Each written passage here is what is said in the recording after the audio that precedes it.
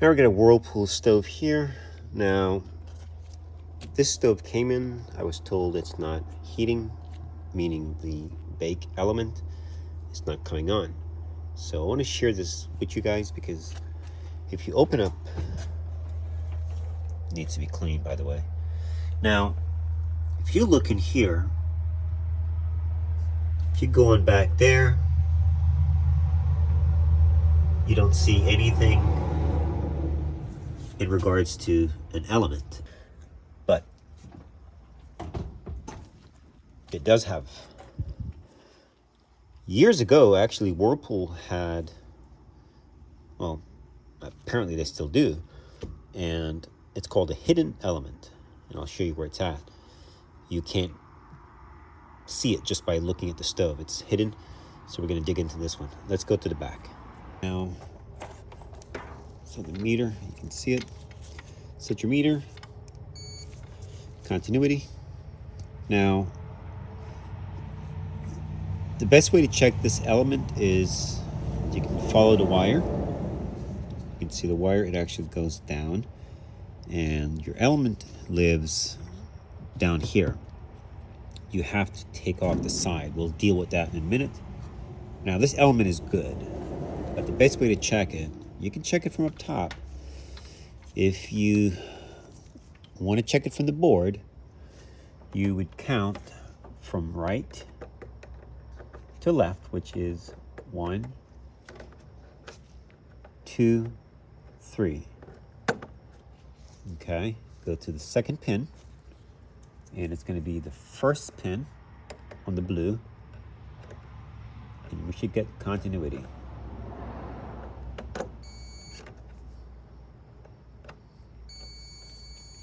Okay, means your element is good. If you're not sure, just unplug the harness. That's what I recommend. There's no variance. You know it's 100%. Once you get your leads in, it's going to be good or bad. Insert. You can check for grounding. Nothing, which is good.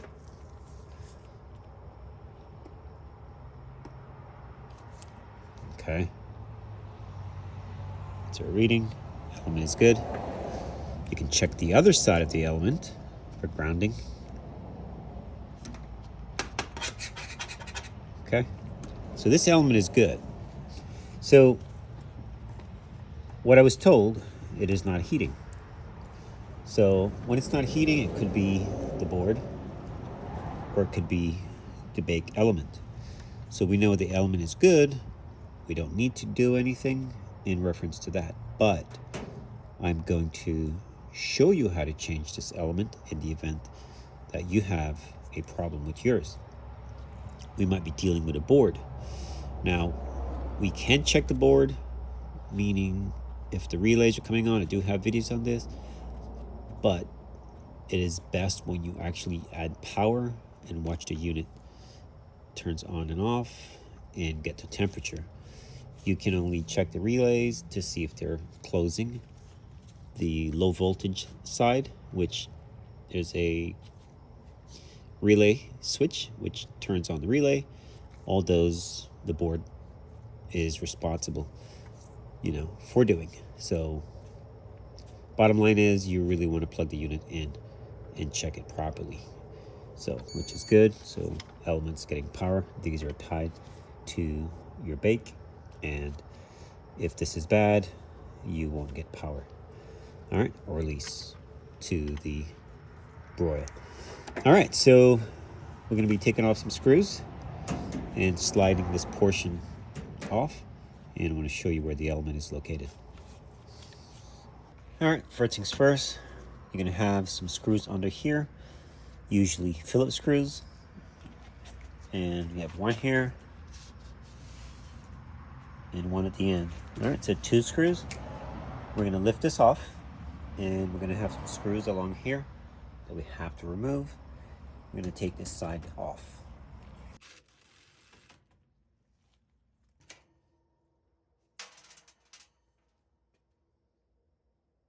All right, if your stove is filthy, you might need a putty knife or something to get the grease and junk out of the way.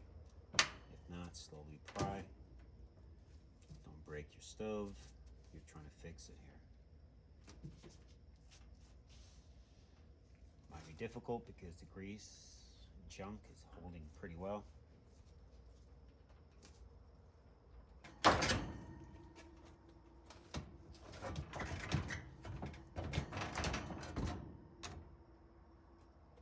We're going to be removing that screw, and let's get these screws out and then come to the back, and we're going to slide this thing forward, removing it and pulling the element out, or show you how to pull it out.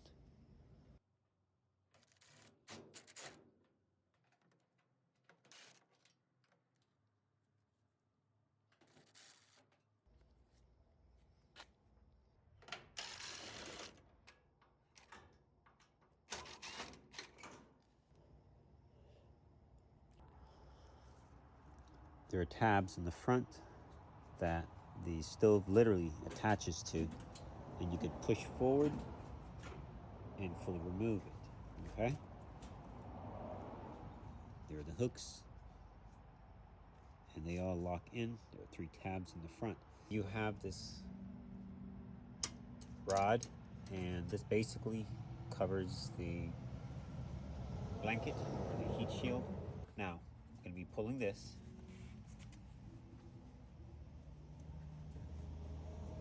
I suggest you wear gloves.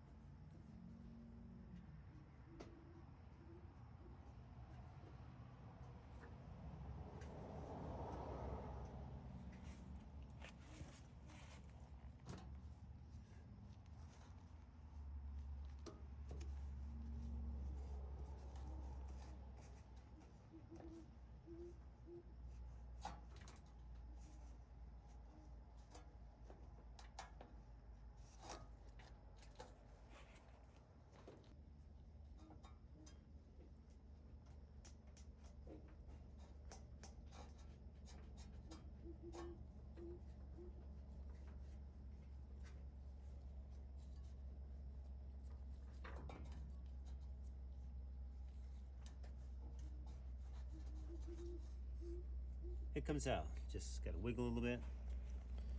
Now tuck this back onto here for now. Close up down here. That's the element there. Now, this is where the element lives. We have a screw that's holding it in. And as you can see, this section we need to get to the element. So I'm gonna remove that screw. All right, element is now loose. These will have to come off.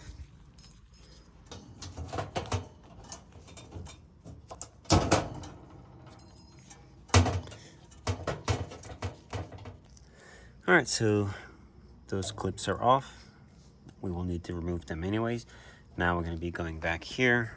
I have a screw in here somewhere that we need to remove. Okay. And the screw lives behind here somewhere.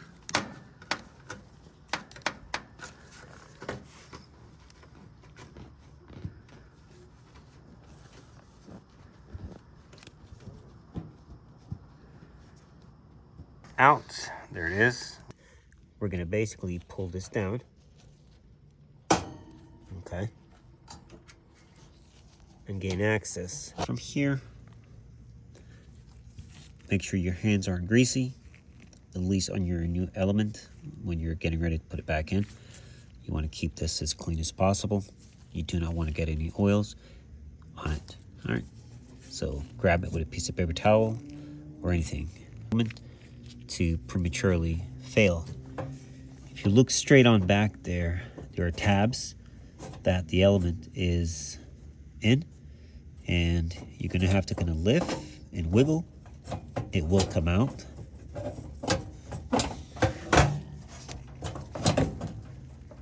Let me grab a rag. lift, wiggle, slide it, raise it up, pull.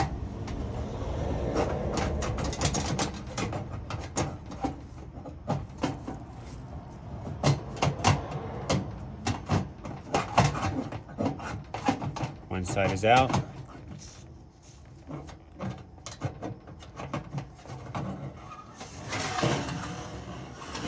All right. Now, the tabs are right there and right there. So you don't have to pull everything apart. You basically just want to get the two tabs out. Those are the hardest part, to be honest. And keep it nice and clean. This element is good. Just wanted to show you guys it does come out. Now to put it back in, basically the same way.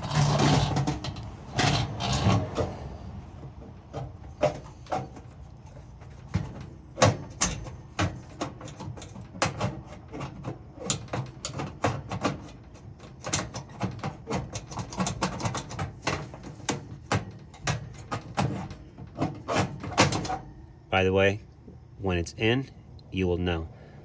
You can't lift it up, meaning raise up, because it's in the slots. There are two slots.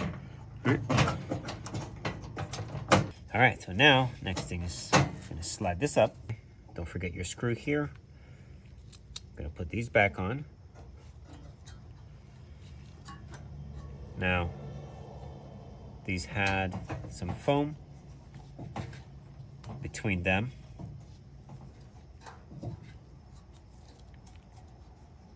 Don't forget your screw.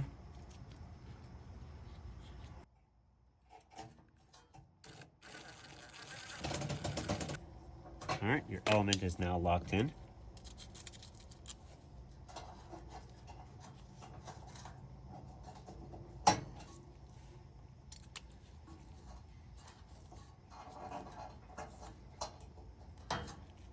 Connect your wires. Don't forget to connect your wires. Super, super important. Otherwise, you know what will happen. You'll have to take this thing back off again. All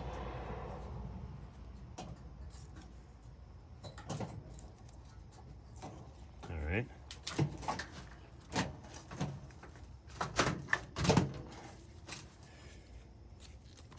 Looks like things moved a little bit when we were taking it apart. All right, so this is good. Make sure your wires aren't pinched.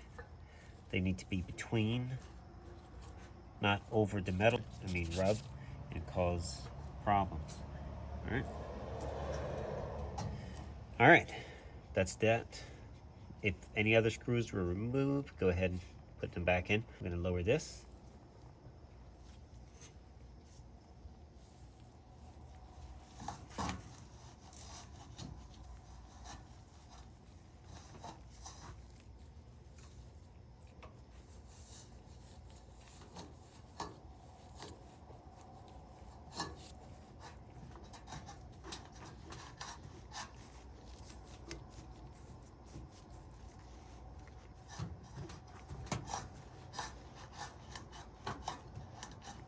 I suggest wear gloves. Again, it's fiberglass. Try not to make a lot of stirring around. I'm sure it's not healthy to breathe this crap in. All right.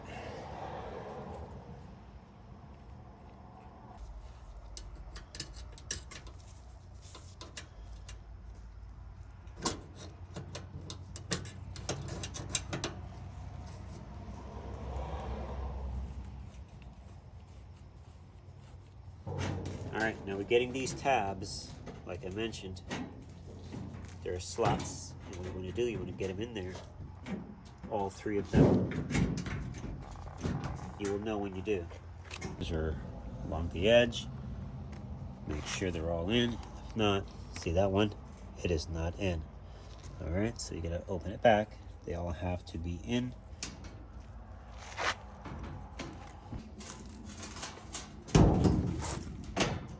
Best way to do it, open wide and start at the top. The top will help you to align it. Once he's in, you can start going down the line and wiggle. If you don't get them all, then it's not going to sit right. All right.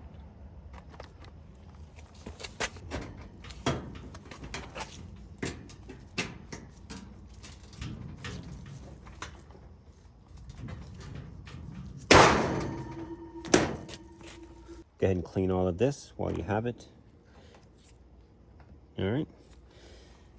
And then you have your screws to the back. And we're done. All right, so we are done. I just wanted to include this clip. Once the top is on, you're gonna have two tabs. It is slid under, and if it's under, you shouldn't be able to lift the top. Just keep that in mind. Now all you have left are two screws. They go under here. Hopefully they're still there for you, and we're done. We're going to do a resurfacing on this top. I will link that video to it if you would like to see it. Brings it back. Definitely a lot better than this. This is pretty bad. And then we're gonna clean this thing. We use what you called this product. It's excellent. Okay, easy off. Now for super heavy duty ones, it's the commercial, it's a yellow. I do have that as well. And it's very strong. Spray everything down, give it a few minutes, maybe 10-15 minutes, and then you just wipe it out. All right, so we're gonna spray this one as well. Once it's done, it's gonna be pretty nice. So stoves, they do get pretty bad. This one's not too bad, especially the inside. The door is pretty bad. All right, get your two screws in, Phillips screws, and we're done. Thanks for watching.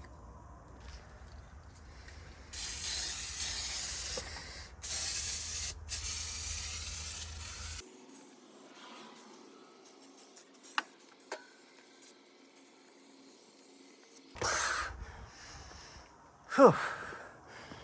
All right, hold your breath.